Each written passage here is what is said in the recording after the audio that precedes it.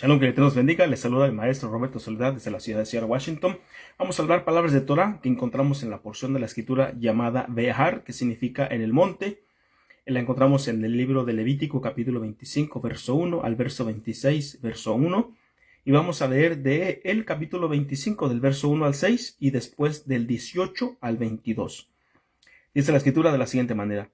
Habló Hashem a Moshe en el desierto Sinaí diciendo, habla a los hijos de Israel y les dirás, cuando lleguen a la tierra que yo les doy, descansará la tierra un descanso sabático para Adonai. 6 años podrás sembrar tu campo y 6 años podrás podar tu viñedo y recolectarás su cosecha. En el año séptimo un descanso completo será para la tierra y un Shabbat para Hashem. Tu campo no sembrarás y tu viñedo no podarás. Lo postrero de tu cosecha no cortarás y las uvas que habías apartado para ti no tomarás. Un año de descanso completo será para la tierra. Vamos a leer el verso 18 al 22. Dice de la siguiente manera, y cumplirán mis decretos, y mis leyes guardarán y las cumplirán. Y entonces residirán en la tierra en seguridad, y dará la tierra su fruto, y comerán hasta saciedad, y residirán en seguridad en ella. Y si dicen, ¿qué comeremos en el año séptimo? Pues he aquí que no sembraremos y no recolectaremos nuestra cosecha. Dice el verso 21, decretaré mi bendición para ustedes en el año sexto y brindará cosecha por los 3 años. Y sembrarán en el año octavo, mas comerán de la cosecha antigua hasta el año noveno, hasta que llegue su cosecha comerán de la antigua. Vamos a hacernos una pregunta. ¿Cómo sabemos que lo que creemos es verdadero? Que la religión, para decirlo en términos sencillos, que yo profeso es verdadera. ¿Cómo es que puedo corroborar esto que puede ser llamado como una historia ficticia, un mito, una leyenda urbana, etcétera, etcétera? ¿Cómo sé que la religión que yo tengo es verdadera? Ahora, si estamos hablando de lo espiritual, estamos hablando de aquello que no se puede comprobar. Aunque de eso se trata el compartir de este día.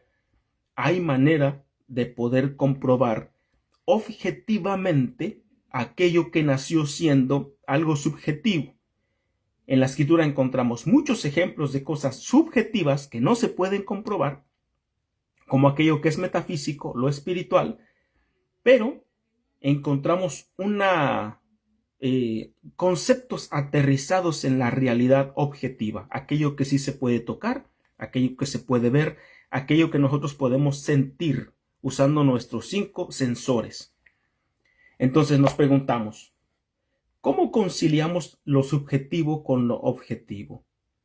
En otras palabras, lo que está basado en creencias personales, opiniones que no se pueden comprobar, con las cosas palpables que sí podemos verificar.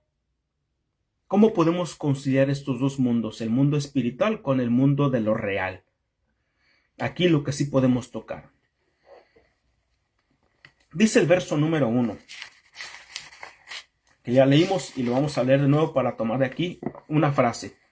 Habló Adonai a Moshe en el monte Sinaí diciendo, habla a los hijos de Israel y les dirás, cuando lleguen a la tierra que yo les doy. Acuérdese muy bien de esa frase, les doy, yo les doy, en presente continuo. Y no dice que yo les daré. ¿Dónde encontramos esa promesa que el Eterno ahora les está recordando a los hijos de Israel? Y la podemos ver en el libro de Génesis, en el capítulo 15, del verso 1 al verso 18. No voy a leer toda la historia, pero aquí vamos a encontrar un juego de palabras entre lo objetivo y lo subjetivo. Lo que sí podemos tocar, ver, oír, escuchar o oler, lo que sí podemos palpar contra aquello que no podemos corroborar. Lo creemos por fe. ¿Y qué es la fe? Es la convicción de que algo existe, estamos convencidos de que algo existe, pero no lo podemos ver. Entonces, dice la escritura en el libro de Génesis, Bereshit, de la siguiente manera. Permítame un segundo. Dice en el capítulo 15, verso 1. Después de estos acontecimientos, la palabra de Adonai visitó a Abraham en una visión. Aquí ya empezamos con lo subjetivo. Una visión, algo que no se puede corroborar. Nadie pudo haber sido testigo de una experiencia como una visión, sino solamente Abraham. ¿Quién más me puede decir a mí qué fue lo que yo soñé antier? Entonces, dice aquí, diciéndole, no temas, Abraham, yo soy un escudo para ti.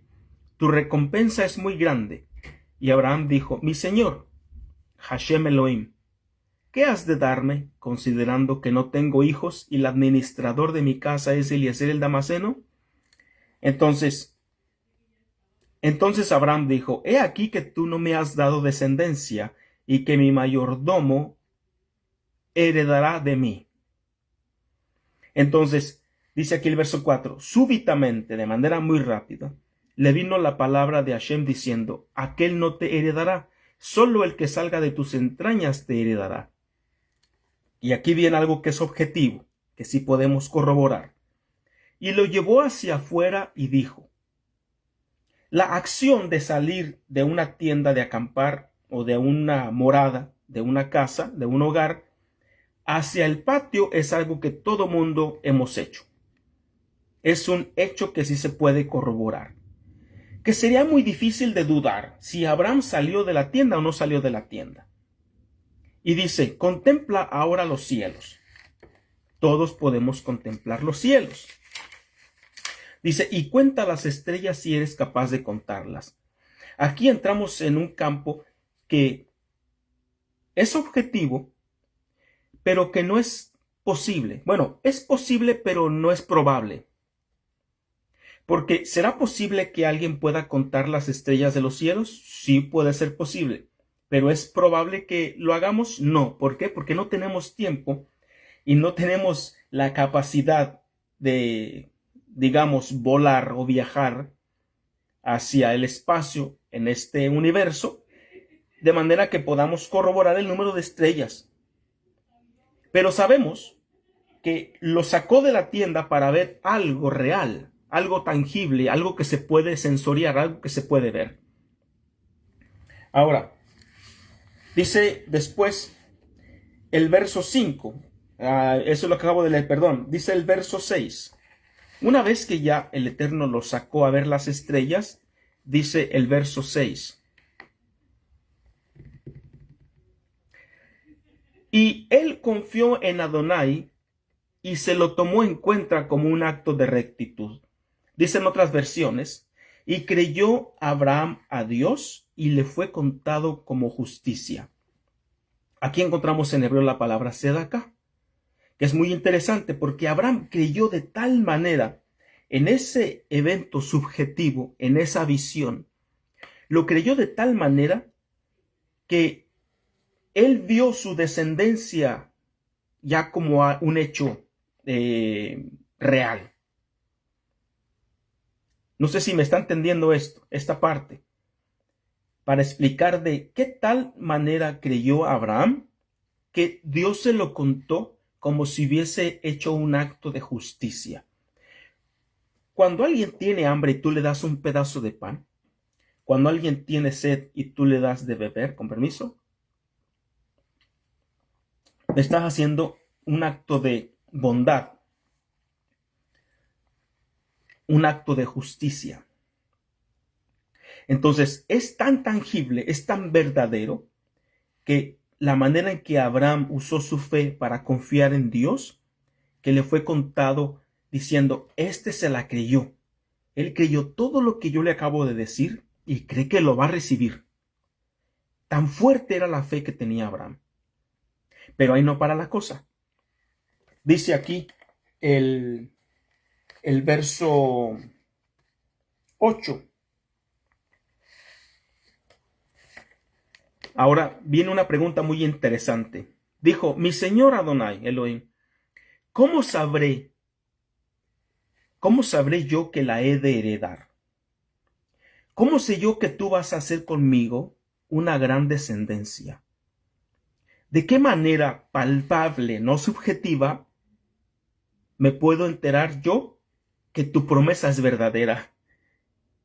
Nos preguntamos, ¿qué Abraham acaso no acababa de creer de manera completa, de manera plena en la promesa que el Eterno le había dado?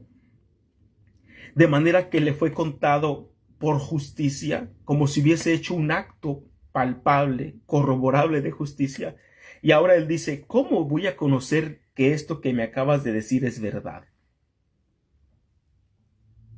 Entonces, ahora, eso es buscar evidencia objetiva para saber si lo que se me acaba de decir que es subjetivo puede ser corroborable aquí en la realidad, aterrizado aquí en el mundo material. Entonces dice aquí la escritura, el verso 9, el Eterno le responde y le dijo, toma para mí 3 terneras, 3 cabras, 3 carneros, una torta y un pichón. Perdón, una tórtola y un pichón. Aunque si Abraham quiere una prueba objetiva, una prueba tangible, vamos a dársela, ¿ok? Entonces, dice el verso 10, le llevó todas estas cosas, los cortó por el centro y colocó cada mitad una enfrente de la otra. Sin embargo, no cortó las aves. Descendieron aves de rapiña sobre los cadáveres y Abraham las ahuyentó.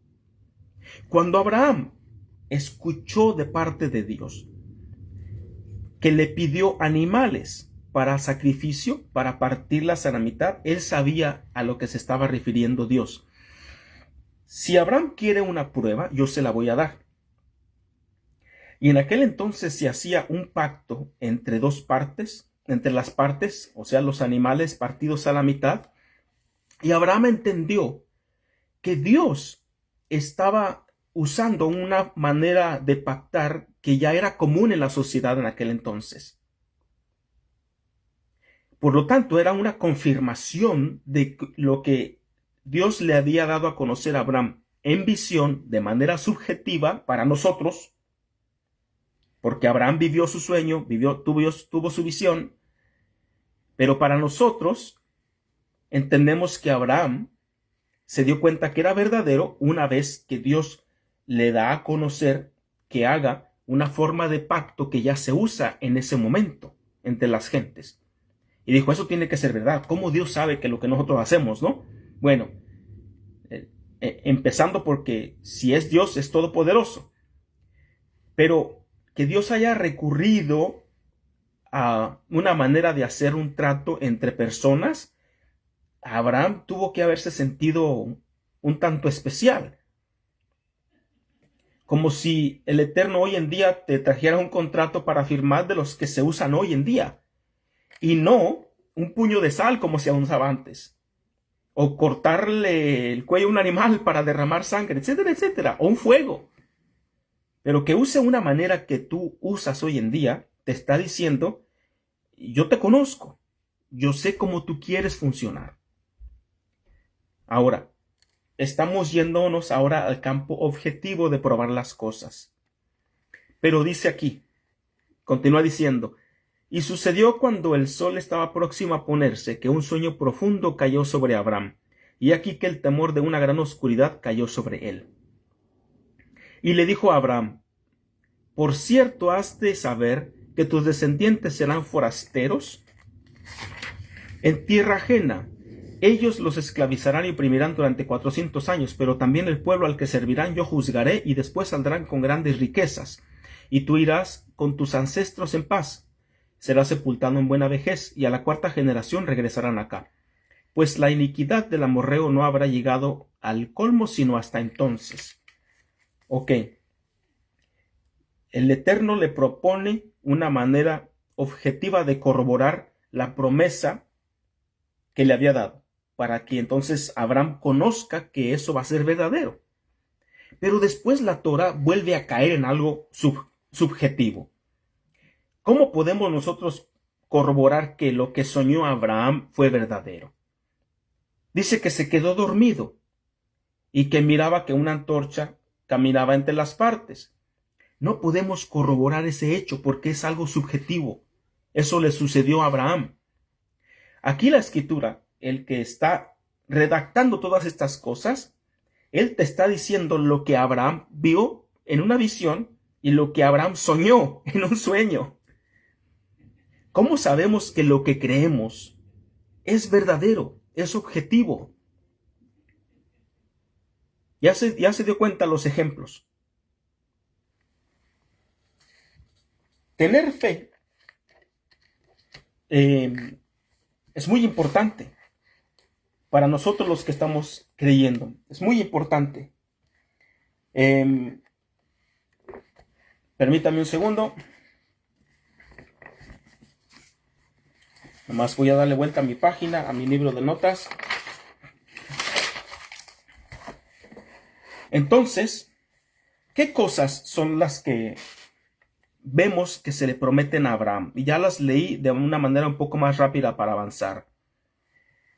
Que iba a tener descendencia, que iba a tener al pueblo de Israel, que este pueblo iba a ser esclavo en Egipto, también que iba a ser liberado después de los 400 años y que ese pueblo iba a llegar a la tierra prometida. Lo que dice el verso número 1 de la porción de la Torá llamada Bear, que dice, la tierra que yo les doy. En presente continuo les dice eso. En hebreo también se les dice en presente. Es la tierra que yo les doy. Usa la palabra Natán, que es el verbo dar. Entonces, las obras son el resultado de la fe.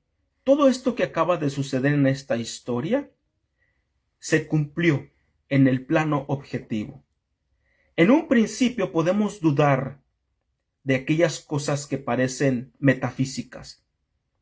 Pero si seguimos con el anhelo, si seguimos con la chispa de la fe en depositar nuestra creencia, nuestra confianza, y basado en ello obedecemos a lo que esta entidad divina nos está diciendo, resulta que todas estas cosas se cumplieron en la vida de Abraham, en la vida de su descendencia. Y ahora nos damos cuenta que esas cosas se cumplieron, que ya no pueden ser más objetivas porque ya fueron corroboradas. ¿Cómo es que yo sé que la fe que estoy practicando es verdad? Cuando pasa el tiempo, cuando las cosas las confirma el Eterno. Entonces, hay que recordar que sin fe es imposible agradar al Eterno. Ahora dice aquí la escritura en el verso 18 al verso 22. Aquí encontramos una declaración que nos da a nosotros entender que estamos en la verdad, que Dios es el autor de la escritura, que esta escritura que parece muy subjetiva, que parece metafísica, que parece un cuento, que parece una leyenda, que parece un mito. Y el Eterno es tan bondadoso que nos invita a conocer cómo y de qué forma Él hace que los conceptos se aterricen en nuestra vida diaria, en nuestra vida práctica, en nuestro mundo material. Y dice, cumplirán mis decretos y mis leyes guardarán y las cumplirán. Y residirán en la tierra en seguridad y dará la tierra su fruto y comerán hasta la saciedad, hasta saciarse, y vivirán en seguridad en ella. Ahora, hay que recordar que el Eterno les pide que cada 7 años la tierra no se puede sembrar nada. Tiene que reposar un año completo. Y si dicen, ¿qué comeremos en el año 7? Pues he aquí que no sembraremos y no recolectaremos nuestra cosecha. Dice el verso 21, el Eterno le responde, decretaré mi bendición para ustedes en el año 6 y brindará cosecha por los 3 años. Por 3 años. ¿En qué otra religión del mundo su Dios les promete que si trabajan la tierra desde el primer día, desde el primer año hasta el año 5, y vean el promedio de toneladas de producto que sacan, pero el año 6 si están dispuestos a hacer reposar la tierra por un año completo, el año séptimo, el año sexto tendrán 3 veces el producto que regularmente la tierra les daba. No hay ninguna religión en el mundo que te pueda garantizar que eso pase en el mundo material. Solamente Dios. Por lo tanto, esto que parece subjetivo, que no parece probable, nos damos cuenta que es celestial, porque se aterriza en un mundo material. Se vuelve verdad. Aquello profético se vuelve verdad. Y eso lo hace Dios.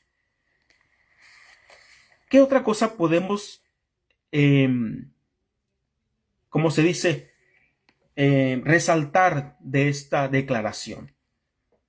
Que cuando tú haces la cuenta de lo que se ocupa para comer año con año, aquí dice, y sembrarán en el año octavo, mas comerán de la cosecha antigua del año sexto hasta el año noveno. El Eterno les da el triple el año sexto y van a comer de eso el año séptimo, el año octavo y hasta el año noveno. Pero ya cuando llega el año noveno, ya tienes la cosecha del año octavo. Por lo tanto, aquí se abre un ciclo de prosperidad que el Eterno quiere que tú tengas.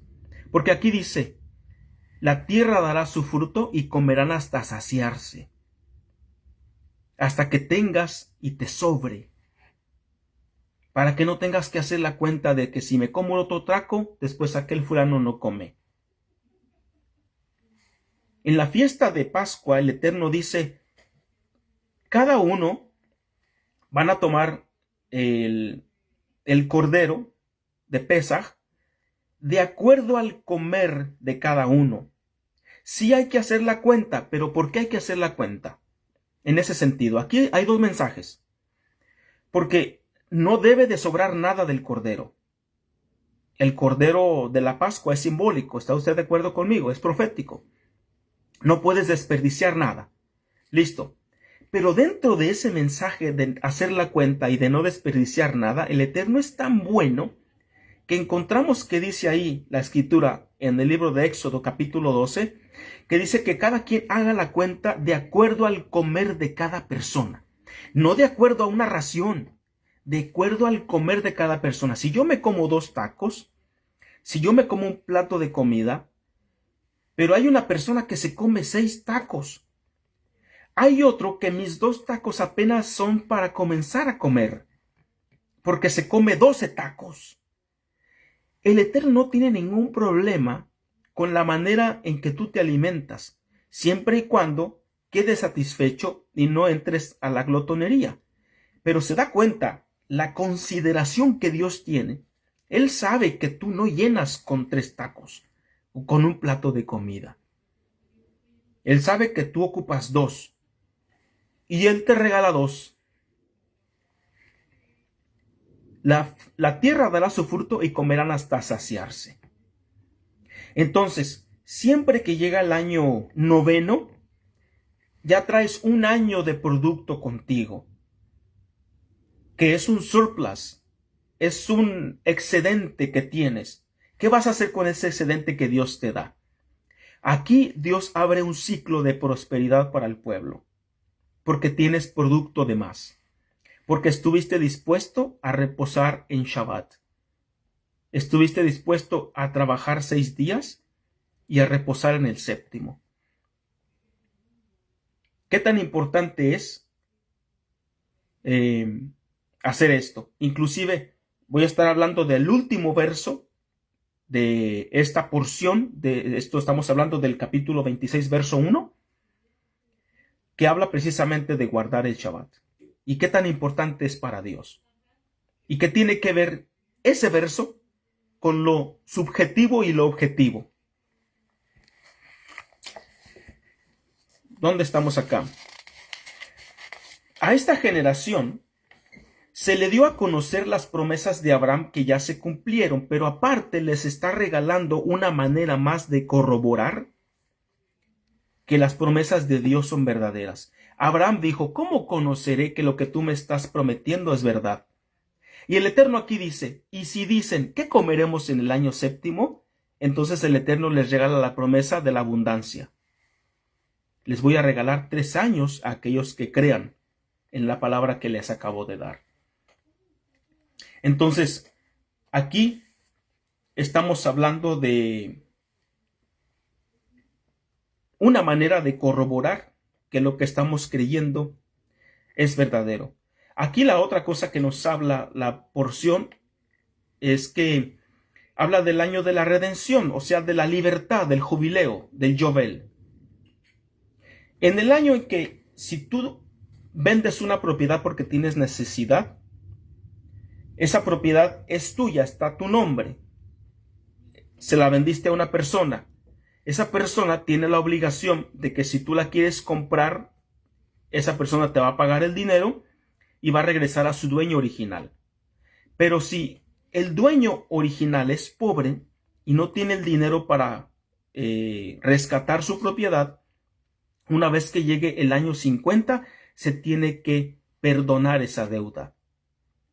Si yo la compré y la persona que me la vendió no tiene para comprármela, el día que llegue, antes de que llegue el jubileo, el Yobel, yo tengo que devolverle la propiedad y tengo que perdonarle las deudas. Estamos hablando aquí en un ciclo de dar y recibir. Si nosotros no somos capaces, si leemos lo que dice la Escritura en el libro de Mateo, capítulo 6, el verso 12, y después el verso 14, nos daremos cuenta que hay 2 términos que la Escritura nos trae. Yeshua comienza a hablar sobre la oración conocida como el Padre Nuestro y dice, perdona nuestras deudas. Así dice, deudas, las cosas materiales, como nosotros perdonamos a nuestros deudores. Y después de que termina la oración, el maestro Yeshua dice, entonces, si ustedes perdonan a los hombres sus ofensas, también vuestro Padre que está en los cielos perdonará sus ofensas, hablando del pecado, de la transgresión de la ley. Entonces, si yo doy, a mí me dan. Si yo perdono, el Eterno me perdona a mí. Encontramos una palabra muy interesante que nos da la clave de lo que es el dar y recibir. Y dice aquí la Escritura, en el verso 1 del capítulo 25, cuando dice la Escritura, habla a los hijos de Israel y les dirás, cuando lleguen a la tierra que yo les doy. Y ya vimos a quién se le hizo la promesa. Se le hizo a nuestro padre Abraham. Pero cuando se le hizo la promesa a nuestro padre Abraham, el Eterno dice, a tu descendencia daré esta tierra.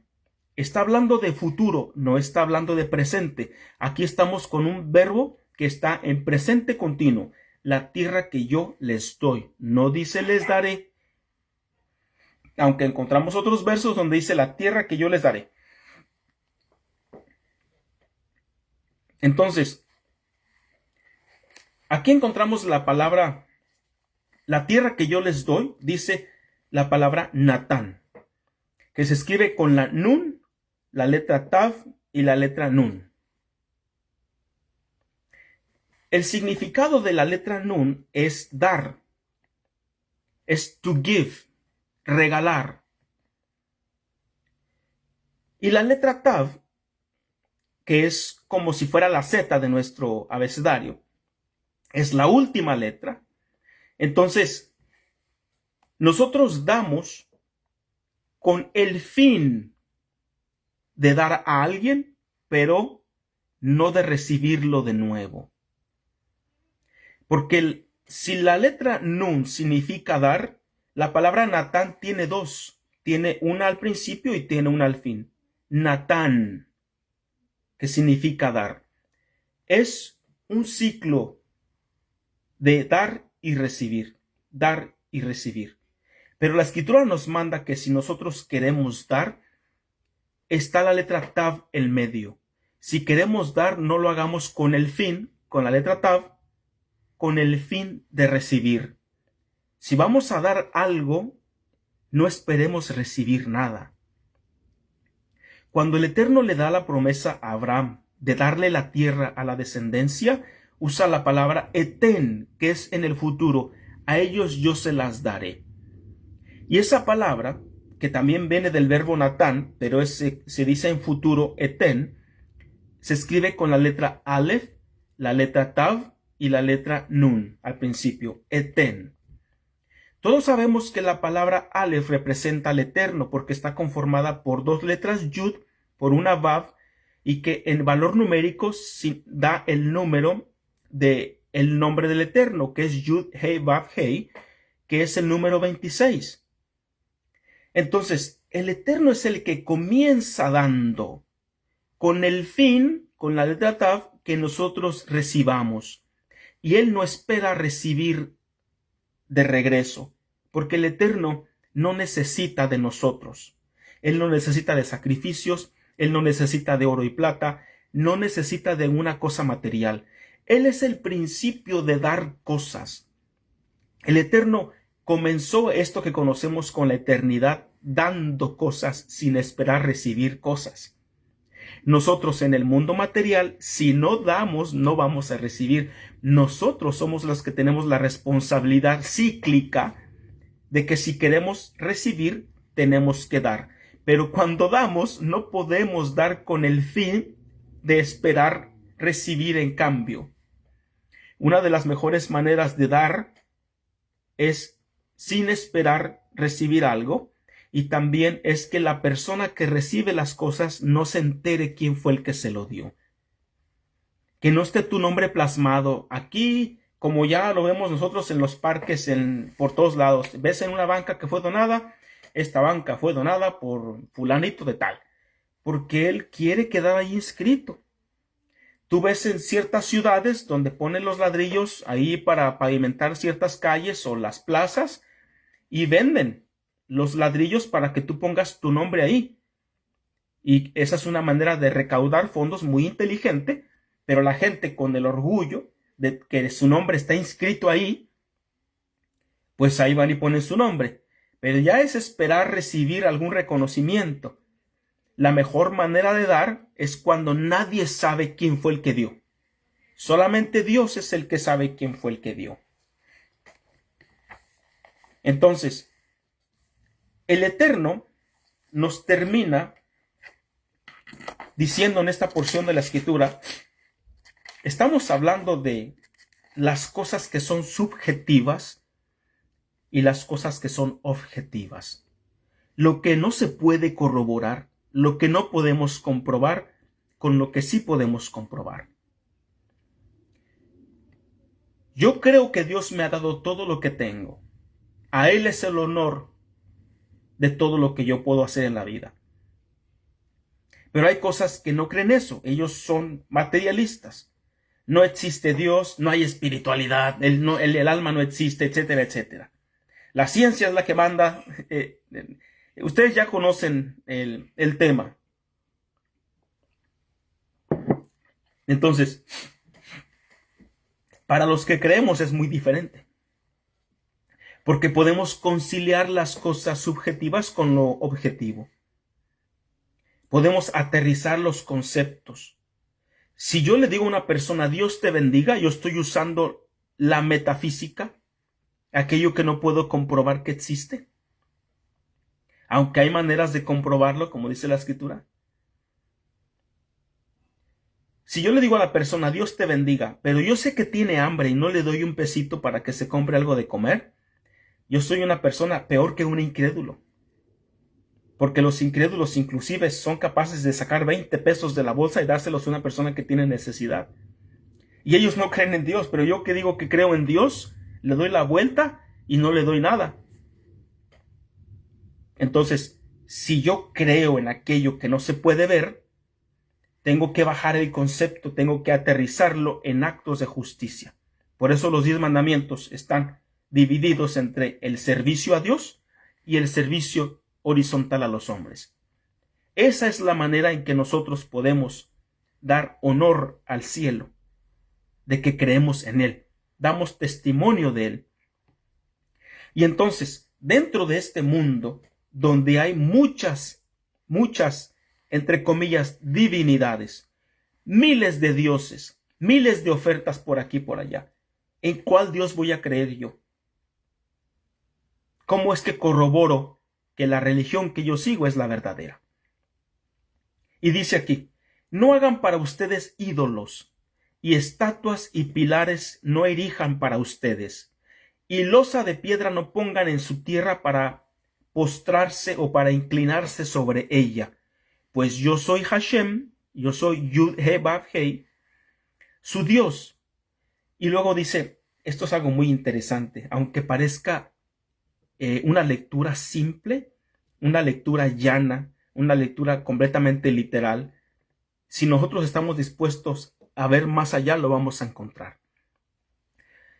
Mis Shabbatot guardarán, mis días de reposo guardarán, y mi santuario reverenciarán, yo Adonai. Termina diciendo la escritura. ¿Por qué dice mis Shabbatot? Si nosotros leemos en el libro de Éxodo capítulo 20, encontraremos el mandamiento donde dice la escritura, permítame un segundo, ya llego aquí, estamos en el capítulo 18, dice la escritura en el cuarto mandamiento, que es muy interesante, ¿por qué razón yo guardo el día de reposo? Yo creo que el mundo se hizo así nada más después de una explosión furtiva y a la suerte. Yo creo que por eso el mundo existe, o yo creo que Dios lo hizo. Si yo guardo el domingo, ¿por qué guardo el domingo? Estoy diciéndolo sí, condicional, si es que, aunque yo no guardo el domingo, pero yo digo sí, condicional.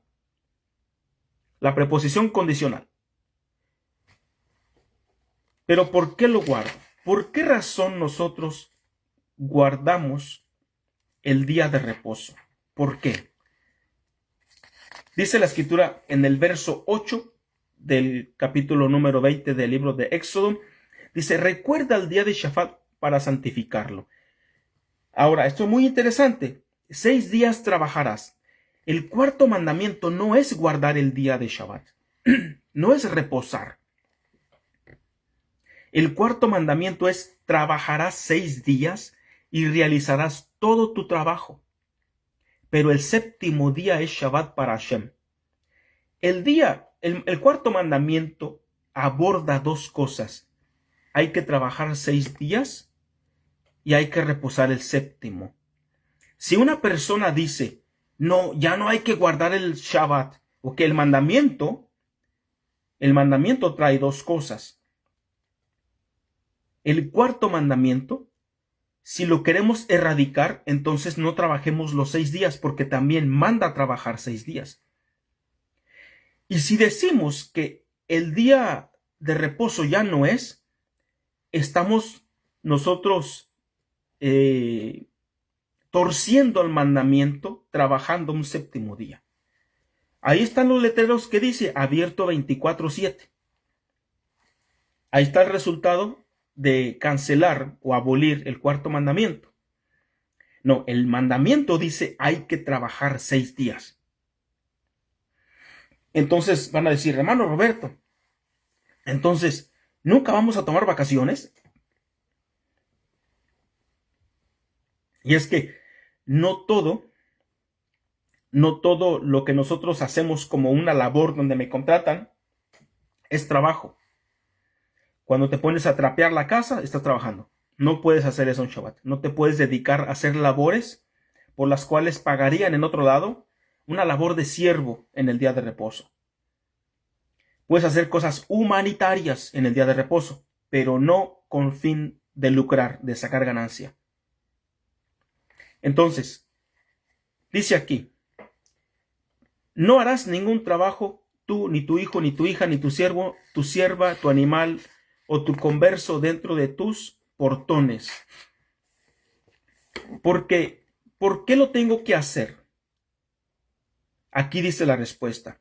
porque en 6 días hizo Adonai los cielos y la tierra, el mar y todo lo que en ellos hay, y descansó el séptimo día. Por esa razón, Hashem bendijo el día séptimo y lo santificó. Si yo me pregunto por qué tengo que guardar el cuarto mandamiento, es porque yo creo que Adonai hizo los cielos y la tierra. Ahí lo dice, porque en 6 días hizo Adonai los cielos y la tierra. Si una persona cree que Adonai hizo los cielos y la tierra, pero no guarda el cuarto mandamiento, no reposa el Shabbat, está contradiciendo su vida. ¿Por qué? Porque cree en algo subjetivo, que un Dios creó los cielos y la tierra, pero no lo aterriza el concepto en lo objetivo. Y la persona que cree y que lee, si un abogado te lee este verso y tú le dices que ya el día de reposo ya no es, te va a decir, de acuerdo a la ley tú estás mal. Si hablamos de leyes, tú estás mal. Lo tienes que hacer. Si crees que Dios hizo los cielos y la tierra, tienes que reposar el séptimo día. Tienes que guardar el cuarto mandamiento. Entonces, ¿qué sucede cuando nosotros a veces creemos en lo subjetivo y a veces no creemos en lo subjetivo? La gente dudó que Dios era el que los había sacado de Egipto. Mucha gente que salió de Egipto salió con sus dioses, con sus ídolos. Cuando leímos la porción donde Dios le da la promesa al padre Abraham, dice que lo sacó de Ur de los Caldeos, una aldea, un pueblo idólatra que tenía cientos de dioses. Por eso Adonai se muestra delante de él como el Shaddai, como el que es suficiente. Tú no ocupas tantos dioses, conmigo tienes. Entonces, aquí termina diciendo, no se hagan dioses, lo cual el pueblo de Israel falló muchas veces. ¿Por qué? Porque se meten en esta idea de dejar de creer en las cosas espirituales, porque dicen, esto no creo que haya sido Dios, esto fue pura coincidencia, o mira, qué casualidad que el día que yo me compré esta estatua me empezó a ir bien. El día en que compré este amuleto me fue muy bien. Y ponemos nuestra fe, nuestra mirada en cosas que son materiales. Si leemos el profeta Oseas en el capítulo 2, verso 5, vamos a encontrar esta escritura que dice, iré tras mis amantes que me dan mi pan, mi agua, mi lana, mi lino, mi aceite y mi bebida. Y dice, y seguirá a sus amantes, está diciendo el Eterno sobre el pueblo de Israel, seguirá a sus amantes, a sus ídolos, pero no los alcanzará. Los buscará, pero no los hallará. Entonces dirá, iré y volveré a mi primer marido, o sea, Dios, porque mejor me iba entonces que ahora. Parece que llegó un punto en donde los ídolos ya no le dieron lo que ellos estaban pidiendo. Y dijeron, pues nos acordamos que Dios, el Dios de Abraham, Isaac y Jacob, nos iba bien cuando creíamos en él. Vamos a buscarlo, nos vamos a volver a él porque nos iba bien, había dinero, había ciclos de prosperidad, como lo dice. Es muy interesante que se nota el interés personal. Yo voy con Dios no por lo que Él es, sino por lo que tiene. Y eso es una historia muy triste. Ahora dice aquí, pues ella no sabía que era yo el que le daba el trigo, el vino, el aceite, y le multiplicaba, así como leímos que el Eterno multiplica en el año sexto, le multiplicaba el oro y la plata que ofrecían a Baal. Hay versiones que dicen, porque si no me equivoco en hebreo dice Azá, con que hicieron a Baal, o sea que se puede interpretar que Dios les daba el oro y la plata con lo que ellos decidieron, porque no creían en el Eterno, veían que se multiplicaba el oro y la plata y dijeron, pues vamos a hacer una estatua de Baal. Entonces, se pierde el rumbo y dejamos de creer en una cosa para creer en otra y sus milagros temporales. Yo aquí puse una cita que está en el libro de Jeremías, capítulo 17, verso 14, hablando de lo subjetivo y de lo objetivo. Vamos a estar terminando ya con esto, que se me hace muy interesante, hablando de los ídolos o de los santitos o de los milagros que alguien te puede hacer por allá afuera. Dice el libro del profeta Jeremías: sáname, Dios, y seré sano. Sálvame y seré salvo. Bueno, ¿qué acaso si Dios me salva, no seré salvo? ¿Qué acaso si estoy enfermo y Adonai me sana, no seré sano?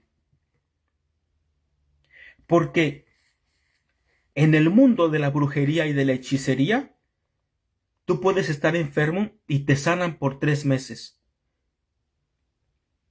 Ustedes, miren, yo tengo algo que creo que es un regalo que el Eterno me dio, y es que yo puedo leer patrones de manera muy rápida. Si tú ves que tu líder vuela cada 3 meses para ir a visitar a alguien, en promedio 3 meses, para ir a visitar a su líder espiritual o por allá en algún lado, es porque posiblemente le está pagando al brujo o a la bruja para que el milagro, el hechizo continúe, porque en la brujería así funciona. Tú tienes que seguir pagando cuotas, porque si tú vas a pagar un amarre de amor y la expareja volvió porque le hiciste brujería, tú no te puedes quedar con ella para siempre con un solo pago.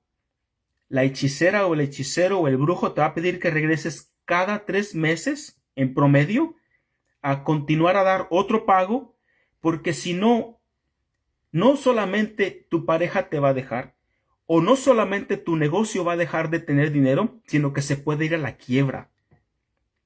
Te puede dejar la pareja y tú puedes caer en suicidio, o puedes hacer alguna locura, o te puede ir terriblemente mal.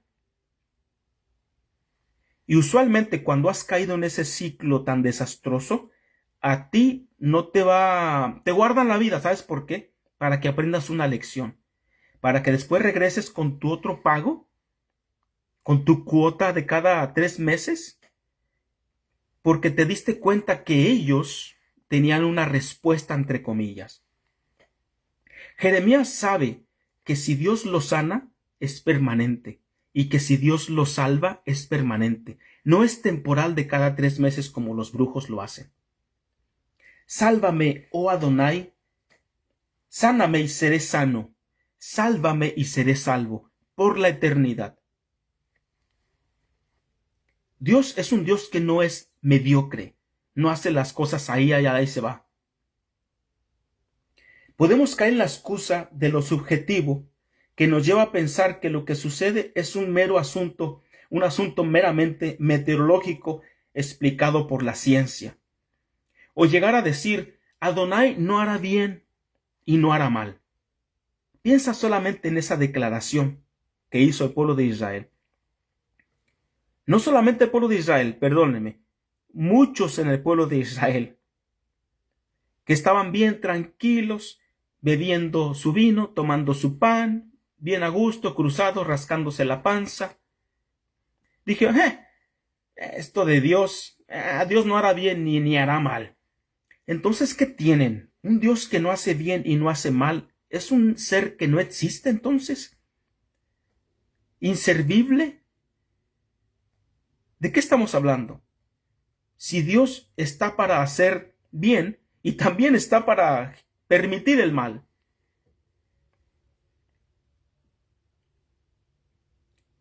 ¿Qué tan bajo podemos caer? Porque ni siquiera en el mundo científico tiene el descaro de decir, en su mayoría, que Dios no existe. Por lo menos, en el mundo de la ciencia, le dan el beneficio de la duda a que hay un ser superior que hizo todas las cosas, porque no entendemos todo. Pero llegar a decir que hay un Dios, pero que no hace bien y no hace mal, que nos es indiferente, habiéndole conocido, habiendo visto milagros, etcétera, etcétera, estamos cayendo en un asunto muy grave.